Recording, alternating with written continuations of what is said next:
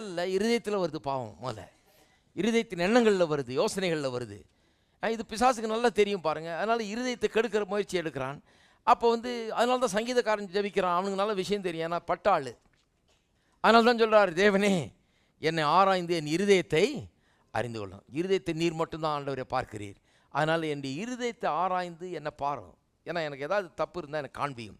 காண்பித்தால் நான் அதை சரி செய்து கொள்ளுகிறேன் என்று சொல்லுகிறான். இதை பார்த்தோம் இல்லையா? தாழ்மை வேணும் முதல்ல, ஆண்டவர் காமிக்கும் போது சரின்னு ஒத்துக்கிறதுக்கு. அதுக்கப்புறம் என்ன வேணும்? விசுவாசம் வேணும். ஏன்னு சொன்னால் வெறும் தப்பை மட்டும் காமிச்ச பிறகு சிலர் என்ன ஆகிடுவாங்க, ரொம்ப ஹோப்லெஸ் ஆகிடுவாங்க. ஐயோ நான் பாவிங்க, ஆண்டவர் நேற்று தான் காமிச்சார் எனக்கு, என் இருதயம் ரொம்ப மோசமாக இருக்குது, ரொம்ப மோசமானவனாக இருக்கிறேன், எப்படி கடவுள் என்ன அப்படி ஆகிடக்கூடாது. அது நம்பிக்கையற்ற தன்மை.